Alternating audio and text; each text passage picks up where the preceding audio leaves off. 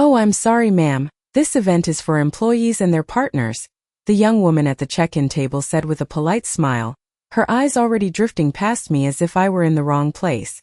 I looked down at the card she had just handed me. +1 retired. The words were printed in elegant gold script, delicate and deliberate, like someone had taken care to make sure they looked harmless. I smiled back at her. "I am a partner," I said softly, but she was already waving the next guest forward.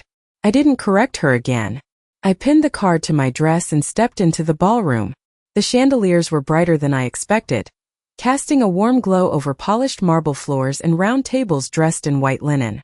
It was beautiful in the way these events always are, carefully designed to impress people who already believe they belong there. I paused just inside the entrance, taking it all in. Laughter floated through the room, light and effortless. Conversations overlapped. Glasses clinked. And for a moment, I allowed myself to feel what I had hoped to feel when I chose this dress earlier that evening. Pride. At 68, I had stood in front of my bedroom mirror longer than I usually did, smoothing the fabric, adjusting the pearl earrings Edward gave me 25 years ago, the same year this company was founded. I had imagined walking into this room beside him, not behind him, and seeing the respect in people's eyes. That had been a simple expectation. Maybe too simple. "You must be Edward's wife." The voice came from my left. A woman in a tailored navy suit, sharp, efficient, looked me up and down with a smile that didn't quite reach her eyes. "Linda Carter. HR." I nodded. "Margaret." She tilted her head slightly, glancing at my name tag. "Retired, huh? Must be nice." There was a softness in her tone that might have passed for kindness if it weren't paired with that faint, almost amused curve of her lips. "Something like that," I replied. She let out a small laugh, the kind that invites others to join without saying anything overtly unkind. "Well, enjoy the evening," she said, already turning away. I watched her blend seamlessly back into a circle of colleagues, her posture confident, her presence acknowledged. No one asked her to explain who she was. I moved further into the room, slower now, more aware of the glances that landed and then slid away. A group near the bar grew quiet for half a second as I approached, then resumed their conversation just a little louder than before. "Some people just coast once they marry well," one man said, not looking at me directly but not needing to. Another chuckled. "Must be nice not to worry about quarterly reports." I reached for a glass of water from a passing tray, my hand steady. I had learned a long time ago that silence can say more than any correction. Across the room I spotted Edward. He stood near the stage, surrounded by people who leaned in when he spoke, who nodded at his words before he even finished them. He looked exactly as he always had in rooms like this, comfortable, assured, necessary. For a moment, I wondered if he had noticed my name tag, if he had chosen not to say anything. But I didn't walk over to him. Not yet. Instead, I found a seat near the back of the room, one with a clear view of the stage. From there I could see everything. The careful choreography of introductions. The way certain names carried weight while others were dismissed before they were even spoken. The way people measured each other without ever admitting they were doing it. A server approached. "Can I get you anything else, ma'am?" I shook my head. "No, thank you." He hesitated for a fraction of a second, then added, "Enjoy the event." I smiled again. "I will." And I meant it. Because nights like this have a way of revealing more than people intend. And I had always been very good at paying attention. The program began 10 minutes later, and by then the room had settled into that familiar rhythm of polite attention, where people listen just enough to be seen listening. I remained in my seat near the back, hands folded loosely in my lap, the thin card on my dress catching the light each time I shifted. +1 retired. It was almost amusing how something so small could define an entire evening. The master of ceremonies stepped onto the stage, a man with an easy smile and a voice trained to fill a room without sounding forceful. He spoke about growth, about vision, about the remarkable journey of the company over the past 25 years. Words like legacy and leadership floated through the air, repeated just often enough to feel important. Around me, heads nodded in agreement. People leaned slightly forward. Their attention sharpened whenever a familiar name was mentioned. Edward's name came up more than once, each time followed by a ripple of approving murmurs. I watched him stand briefly when he was acknowledged, offering a modest smile, the kind he had practiced over decades. It was a good smile. Convincing. And tonight, the host continued, we celebrate not just where we are, but how we got here. There was a pause carefully placed. Because success like this does not happen by accident. Applause followed, polite at first, then growing as more people joined in. I glanced toward Linda. She was seated at a table closer to the stage, her posture perfect, her attention fixed forward. Every now and then she leaned toward the person beside her, whispering something that made them smile. At one point she looked in my direction, her eyes flicking briefly to my name tag before returning to the stage. It was not a long look, but it was enough. Enough to remind me that she had already decided who I was. The speeches continued. Department heads, senior managers, each taking their turn at the microphone, each offering a version of the same story. Hard work. Smart decisions. The right people at the right time. I listened carefully, not because I needed to hear it, but because I wanted to see how the story had been shaped. Which details were kept. Which ones were left out. A waiter approached again, offering a tray of drinks. I declined with a small shake of my head. Are you sure, ma'am? He asked. Yes, I said. I am fine. He nodded and moved on, his attention already shifting to the next table. It was a small interaction, but it carried the same quiet assumption as everything else that evening. That I was simply there. Not part of anything. Just present. On stage the tone shifted slightly. There are always people behind the scenes, one speaker said, adjusting his tie. People who support the leaders, who keep things running smoothly at home so that the real work can happen here. A few people chuckled softly. Unsung heroes, he added, smiling as if the phrase itself were generous enough to be meaningful. My gaze remained steady. I had heard variations of that sentence before. Many times in many rooms. It always sounded kind on the surface. Appreciative even. But there was always something underneath it. A quiet boundary. A way of saying where certain contributions ended and where recognition began. I shifted slightly in my chair, the fabric of my dress catching against the edge of the seat. From where I sat, I could see the large screen behind the stage. It displayed a timeline of the company's milestones. Year by year. Expansion. Acquisitions. Awards. Faces appeared alongside the text, smiling confidently, each one labeled and dated. I studied the images carefully. Some I recognized. Others I did not. Time has a way of replacing people without announcing it. One photograph lingered a second longer than the others. It was from the early days. The office was smaller then, the furniture less polished, the lighting harsher. A group stood together, close enough that their shoulders touched. Edward was there, younger, his expression more open. Beside him stood a woman, partially turned toward him, as if she had just said something and was waiting for his response. The image moved on before anyone in the room could comment. Or perhaps they did not notice it at all. And now, the host said, returning to the center of the stage, we would like to invite our current leadership team to join us for a special acknowledgement. Chairs shifted. People straightened. Edward rose again, along with several others, and made his way toward the stage. Applause filled the room once more. Louder this time, more enthusiastic. I watched as they took their places under the bright lights, each one positioned carefully, each one representing a piece of the company's present. For a moment, everything felt very clear. The room, the roles, the way people saw what was in front of them and rarely questioned what came before. I rested my hands more firmly in my lap, feeling the cool surface of the pearl bracelet against my wrist. The same bracelet I had worn the day we signed the original papers. The day this all began. I had not planned to say anything tonight. That had been my intention when I left the house. To attend. To observe. To leave quietly, just as I had entered. But as the applause settled and the lights focused on the stage, I realized something had already shifted. Not in the room. Not in them. In me. Because sometimes it is not about correcting what others believe. It is about deciding whether their version of the story is the one that remains. The applause lingered longer this time, stretching just enough to give the moment weight, to make it feel like something important had just been affirmed.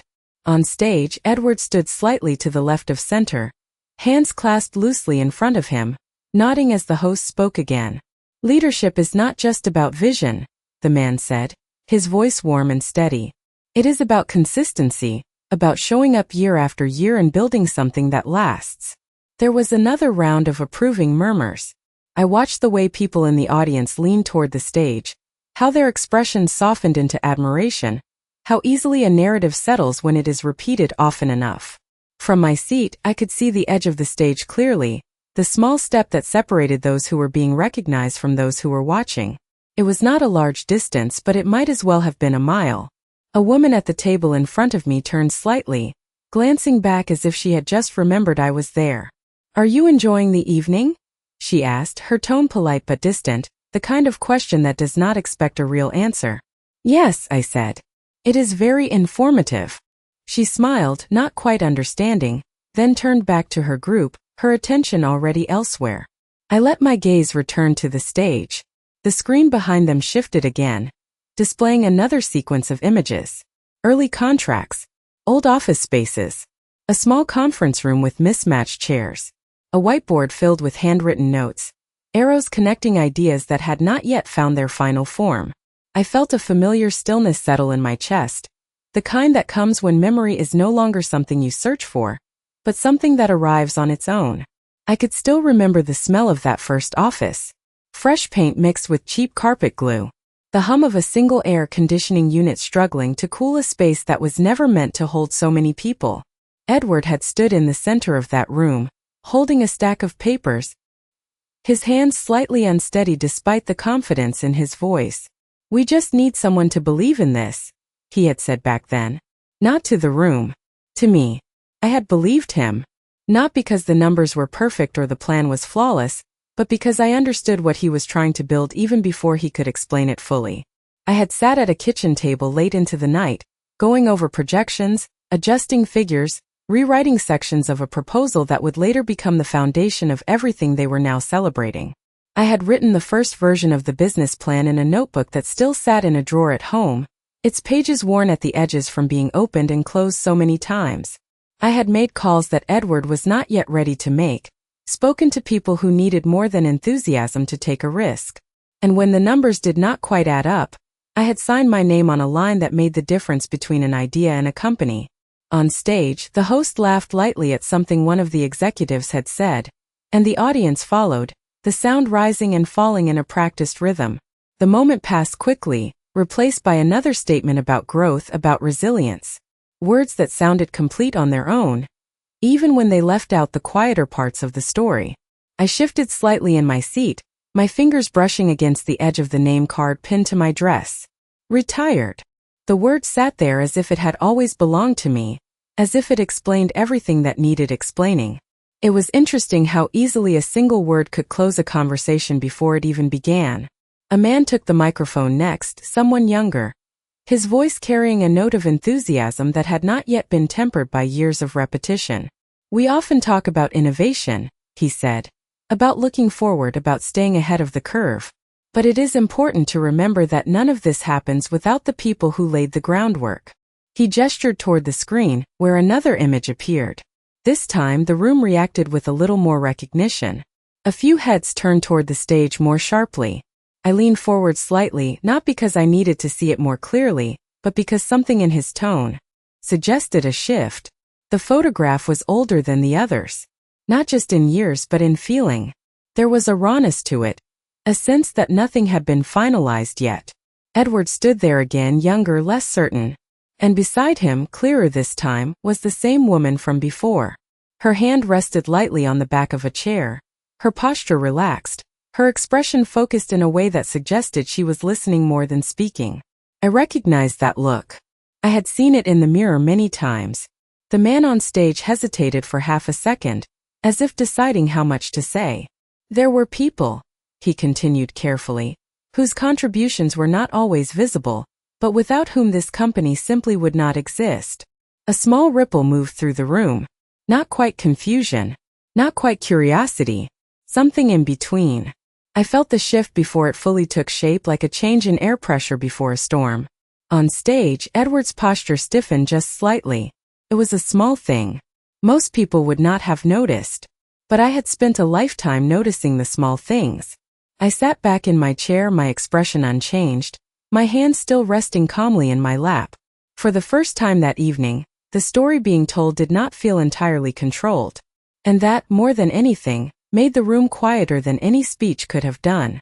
The room did not erupt into noise, but something quieter happened instead, something far more telling.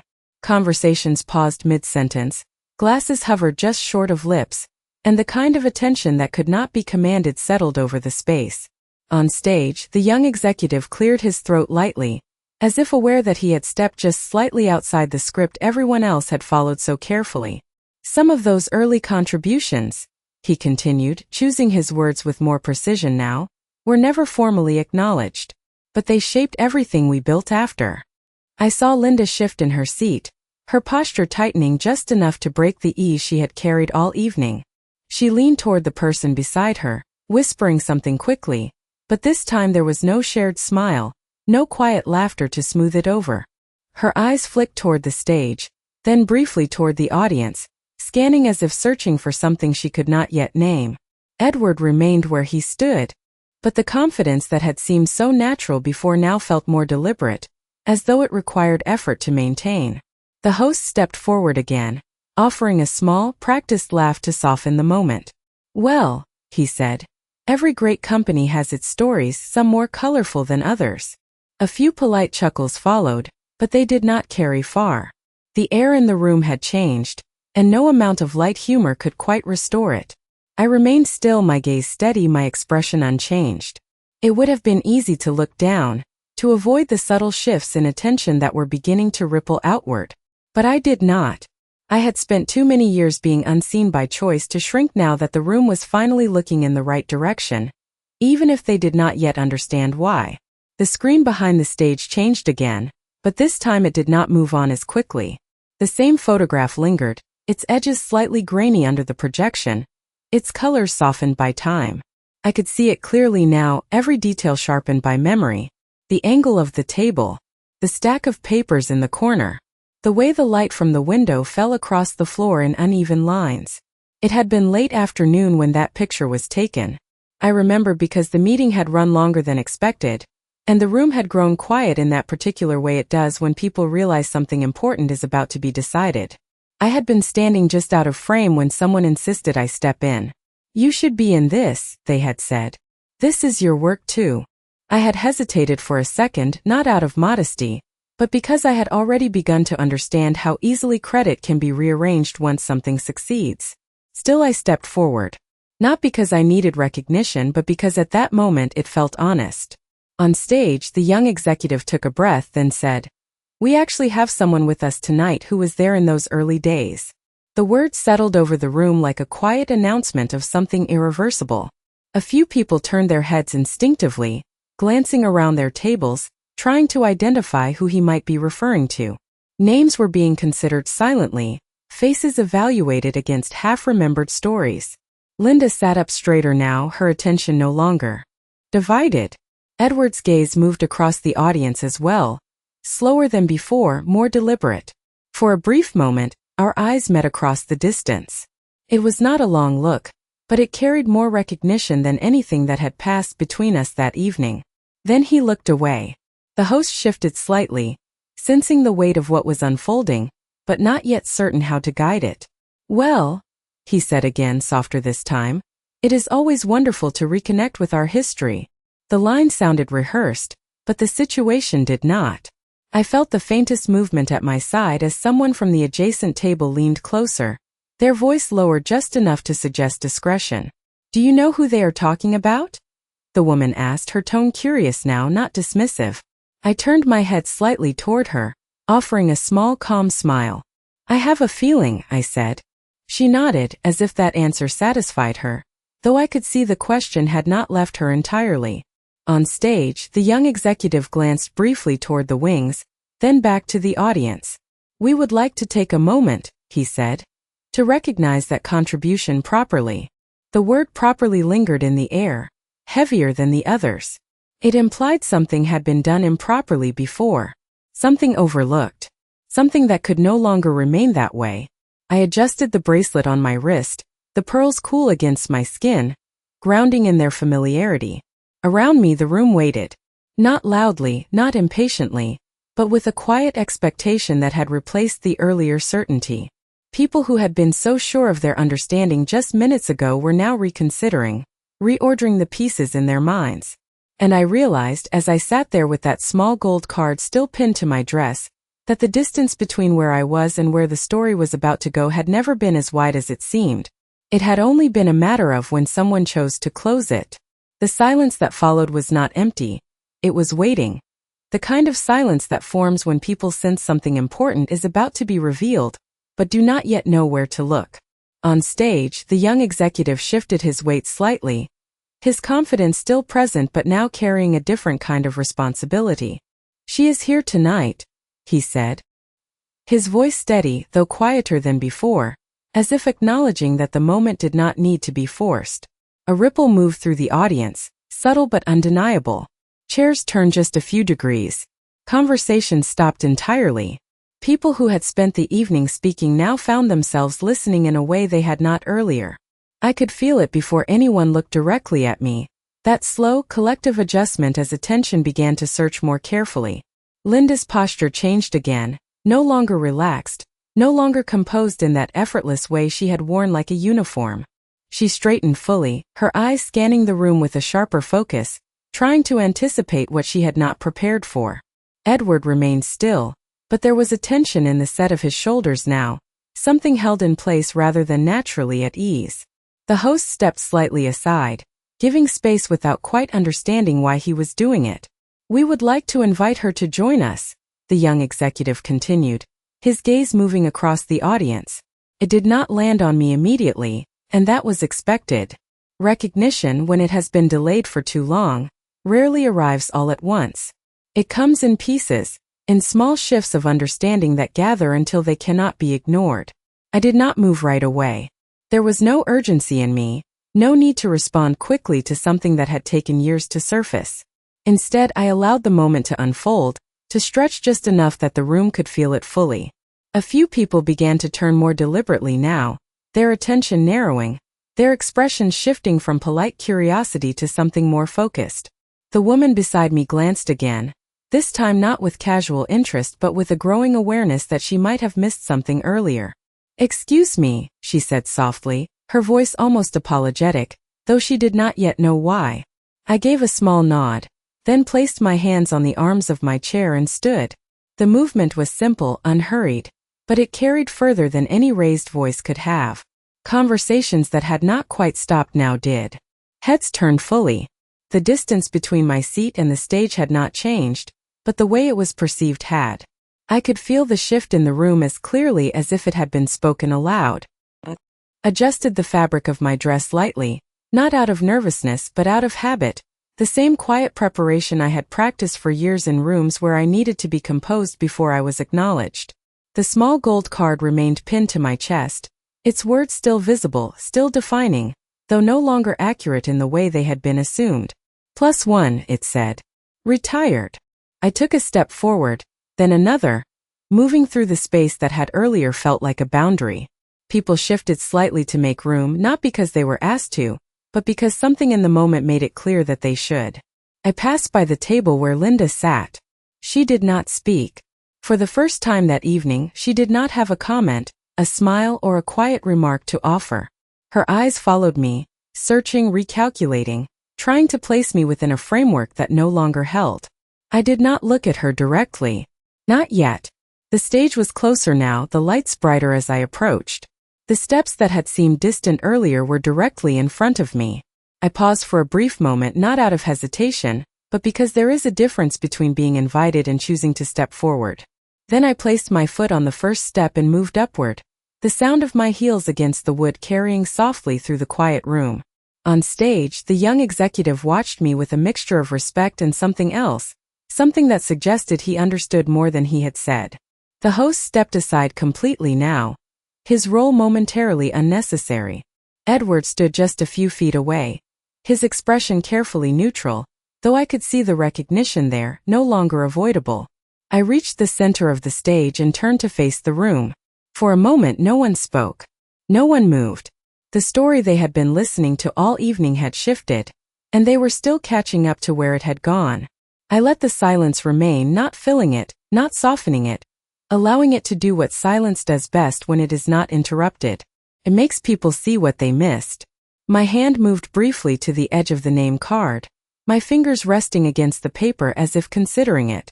Then I looked up, my gaze steady, my voice calm when I finally spoke. I suppose, I said, my tone even carrying clearly without force. It depends on who is telling the story. No one interrupted me, and that was the first sign that the room had already shifted in a way no one could undo. I let my hand fall away from the name card, leaving it where it was, still visible, still part of the moment. For a long time, I continued, my voice steady, I found it easier to let others explain things for me.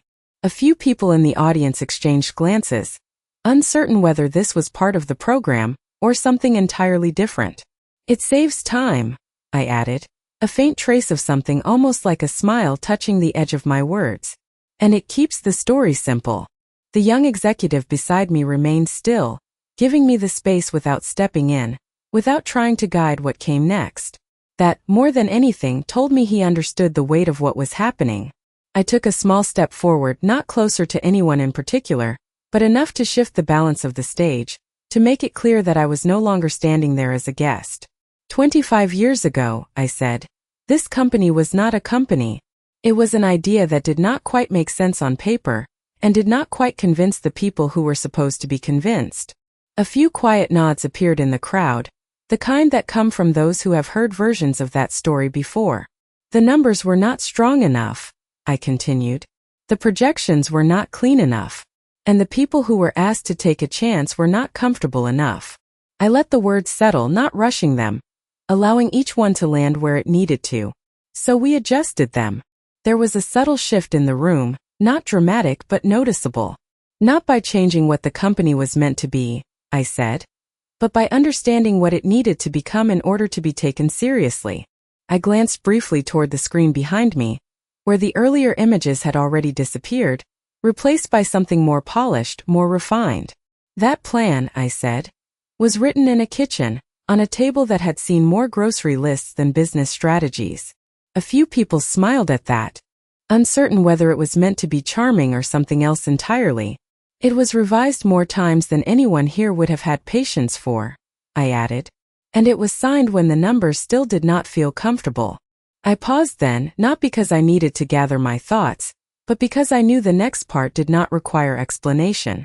It required recognition. It was signed, I repeated quietly, with my name.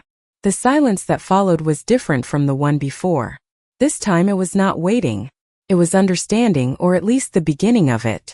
I could feel it move through the room, uneven at first, then more clearly as the connection settled into place. I did not look at Linda, but I could feel the absence of her earlier confidence as distinctly as if it had been removed from the air.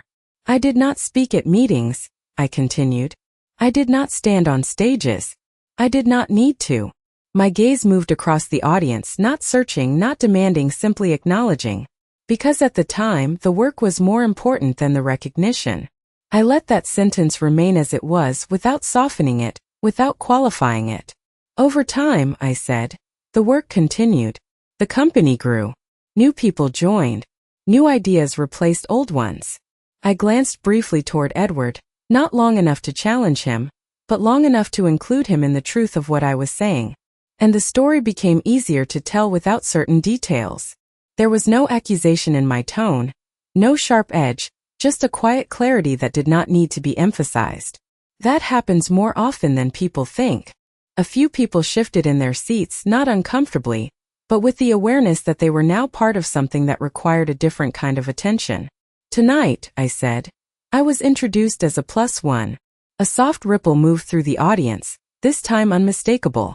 Retired, I added, glancing down briefly at the card before looking back up. Which is interesting. I let the faintest pause sit between the words.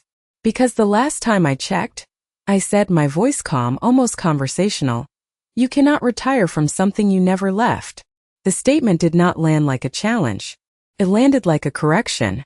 A simple adjustment to a narrative that had been allowed to stand for too long without being questioned. I stepped back slightly then, not retreating but returning the space to the stage as it had been before, though it no longer felt the same. The lights, the room, the people watching, all of it remained unchanged in appearance, but something fundamental had shifted beneath it. I did not raise my voice. I did not need to, because by the time I finished speaking, the room already understood what had taken years to say. No one clapped this time, and that absence carried more weight than any applause could have. The room held still, as if everyone understood that reacting too quickly would diminish what had just been said. I did not fill that silence. I let it remain because it was no longer uncomfortable. It was necessary. The young executive stepped forward slightly, his voice careful now, respectful in a way that did not feel practiced. "Thank you," he said, not elaborating, not trying to add anything to what had already been made clear. It was enough. I inclined my head once, acknowledging him, then turned slightly, allowing my gaze to move across the room again. This time the faces looking back at me were different. Not all of them, but enough. Curiosity had replaced assumption. Recognition, in some cases, had replaced indifference. And in a few there was something quieter, something closer to reflection. Linda did not look away when our eyes met this time.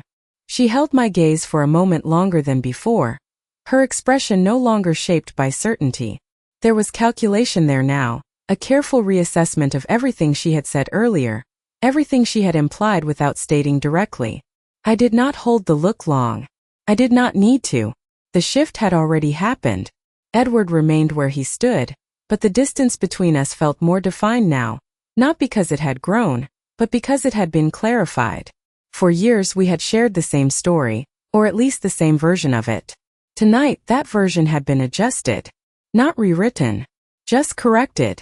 The host cleared his throat softly, stepping back into his role with a gentleness that suggested he understood the moment could not simply be redirected.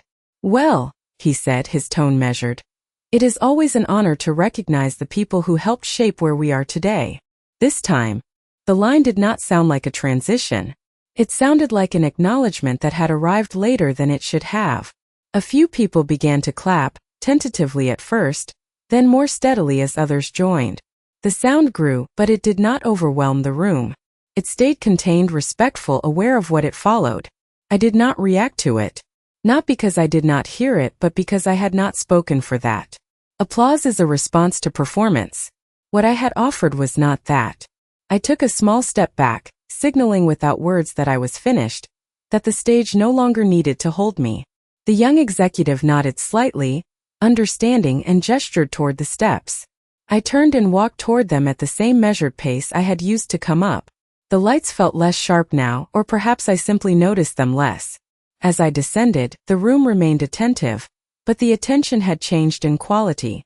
It was no longer casual, no longer filtered through assumptions. It was direct. I returned to my seat without hesitation, smoothing the fabric of my dress as I sat, the same quiet gesture I had made earlier, though it no longer carried the same meaning. The card was still pinned where it had been, its words unchanged. +1. Retired. I reached up and removed it then, not abruptly, not as a statement, but as a simple correction. I placed it on the table in front of me, turning it face down. The act was small, almost invisible, but it felt complete. Around me, conversations resumed slowly, but they did not return to what they had been. Voices were lower. Words were chosen more carefully. People glanced in my direction more than once, not out of curiosity alone, but out of a recognition that had not been there before. The woman beside me leaned slightly closer, her voice softer than it had been earlier. "I did not realize," she said. It was not a question. It was a statement of something she had just come to understand. I gave a small nod. "Most people did not," I replied. She hesitated, then added, "You should have been up there from the beginning." I considered that for a moment, then shook my head gently. "No," I said. "It was never about where I stood." She looked at me, waiting as if expecting something more. I let a brief silence pass before continuing. It was about whether the truth was allowed to stand at all. She nodded slowly, absorbing that in a way that suggested she would remember it. Across the room I could see Linda speaking quietly with someone, her posture still composed, but her movements more controlled now, less effortless. She glanced toward me once more, then quickly returned her attention to the conversation, as if uncertain how to approach something she could no longer dismiss. Edward remained on stage, the program continuing around him, but there was a difference in how he held himself now. Not weaker, just more aware. The kind of awareness that comes when something unspoken has finally been said in a room where it can no longer be ignored. I folded my hands again in my lap, the bracelet resting lightly against my wrist, familiar and steady. The evening continued, speeches resumed, the structure of the event reasserting itself piece by piece. But beneath it, something had shifted in a way that would not be undone by the next round of applause or the next carefully prepared line. Because once a story is seen from another angle, it does not return to its original shape. It stays altered even when no one speaks of it again. The rest of the evening moved forward as if guided by habit, but the rhythm had changed in a way that no one could quite correct. Speakers continued, awards were handed out, names were called, but every so often, there was a pause that did not belong to the program. A hesitation. A second glance. The kind of quiet disruption that lingers long after a moment has passed. I remained seated, my posture relaxed, my hands resting lightly in my lap. Without the name card, there was nothing on me that tried to explain who I was, and for the first time that night, no one seemed eager to assign a label. People approached in small, careful intervals, never in groups, never loudly. A man in his early 40s stopped beside my table first, his expression respectful but uncertain. "I have seen that original plan," he said, his voice low, as if the words themselves required discretion. "I did not know." He did not finish the sentence. He did not need to. I gave a slight nod. "Most people only see what is presented to them," I said. He exhaled softly, almost relieved that he did not have to explain himself further. "Well," he added, "it was impressive." I smiled faintly. "It was necessary," I replied. He nodded again, then stepped away, not lingering, not trying to say more than he could carry. A few minutes later, someone else approached. Then another. Each interaction brief. Each one carrying the same quiet adjustment, as if they were recalibrating something they had accepted too easily before. None of them mentioned the earlier remarks, the laughter, the assumptions. They did not need to. Those things had already dissolved under the weight of something more solid. Across the room, Linda finally stood. Her movements were composed, controlled, but there was a precision to them now that had not been there before. She made her way toward me with a confidence that seemed carefully reconstructed, each step measured, each expression considered. When she reached my table, she paused for just a fraction of a second, as if deciding how to begin. "Margaret," she said, my name sounding different now in her voice, stripped of the casual tone she had used earlier. I looked up at her, meeting her gaze without effort. "Linda." She gave a small nod, acknowledging the exchange. "I wanted to say," she stopped, adjusting her words. "Earlier, I did not realize who you were." I let the sentence settle between us, not interrupting, not softening it for her. "That is usually how it works," I said calmly. Her lips pressed together slightly, not in irritation but in recognition. "Still," she continued, "I should not have made assumptions." There was no defensiveness in her tone now, only a careful attempt at correction.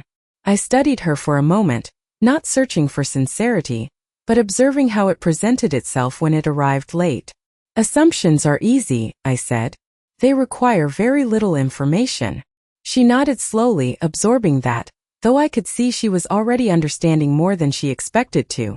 "Well," she said after a brief pause, "I appreciate you clarifying things tonight." I tilted my head slightly.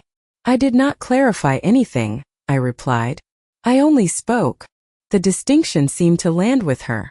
She gave a small, thoughtful nod, then stepped back, not offering her hand, not extending the moment beyond what it needed to be. It was enough. Edward approached last. Not immediately. Not in a way that would draw attention. He waited until the room had settled again, until the conversations had returned to something resembling their earlier flow, even if they no longer felt the same. When he reached my table, he did not sit. He stood across from me, his posture straight, his expression composed, but without the ease he had carried earlier. "Margaret," he said, my name quieter than Linda's had been, but more familiar. I looked up at him, meeting his gaze in the same calm way I had met everyone else's. Edward. For a moment neither of us spoke. There was no audience for this part, no stage, no microphone.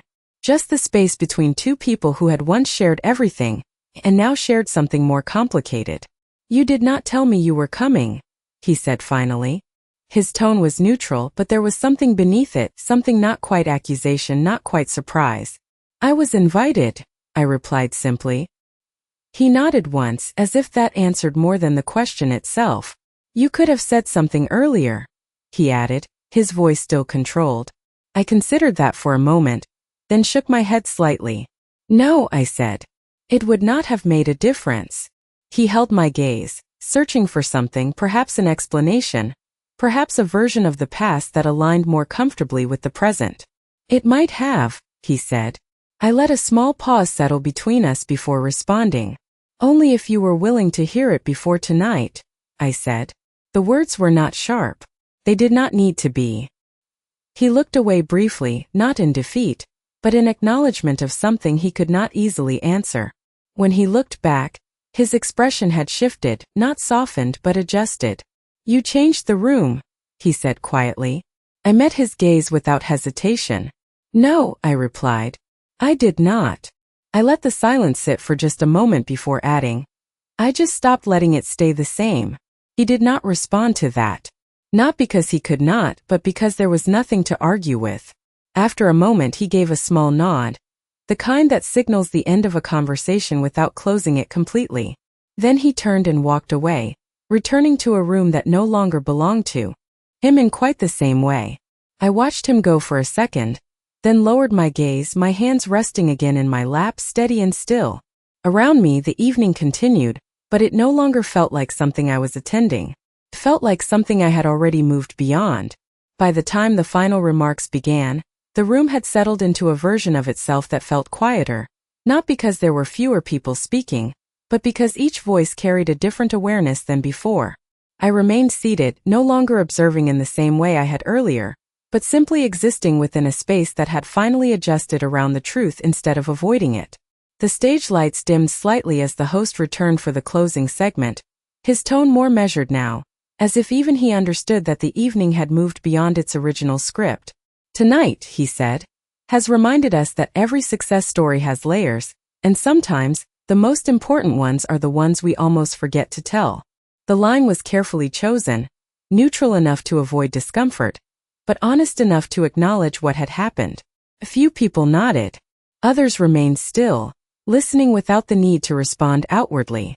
I glanced once toward the stage, then back to the room, noticing how the same people who had once overlooked me were now careful not to. It was not admiration I saw, and it was not guilt. It was something more grounded. Recognition. The kind that does not arrive loudly, but stays once it has found its place. The music began softly in the background, signaling the formal end of the program. Chairs shifted, conversations resumed, but the tone remained altered, more deliberate, less careless. People approached one another differently now, as if the evening had reminded them that what they assumed could be incomplete. I reached for my purse, placing it gently on my lap, preparing to leave not because I needed to, but because I had already taken what I came for without realizing it at the time. As I stood, the woman beside me gave a small, respectful nod, not saying anything this time, as if words would have been unnecessary. I returned the gesture, then turned toward the exit, moving at the same unhurried pace I had kept all evening. The path that had once felt like something to cross now felt open, unremarkable, as it should have from the beginning. Near the doors, a few people paused their conversations as I passed, offering brief smiles, small acknowledgments that did not ask for anything in return. I accepted them with the same calm I had carried onto the stage, not holding on to them, not needing to. Outside, the night air was cooler than I expected, a quiet contrast to the warmth of the ballroom. I stepped onto the sidewalk, the sound of the event fading behind me as the doors closed. For a moment I stood still, allowing the silence to settle, real silence this time, not the kind filled with expectation or attention, just space. I looked up briefly, the city lights reflecting off the glass buildings around me, each one carrying its own story, its own version of events shaped by who chose to tell them. I thought about the years that had passed, the decisions that had been made quietly, the moments that had never required recognition to be meaningful. None of that had changed tonight. What had changed was something simpler. The way it was seen. I adjusted my coat slightly, the fabric settling comfortably around my shoulders, familiar in a way that did not need to be explained. A car passed by slowly, its headlights sweeping across the pavement before disappearing into the distance. Life continued as it always does, unaffected by the shifts that feel so significant in a single room. I began to walk, not in any particular hurry, just moving forward in the way that had always felt natural to me. Behind me, the building stood as it had before, unchanged in structure, unchanged in purpose. But inside, something had been corrected, even if no one spoke about it again after tonight.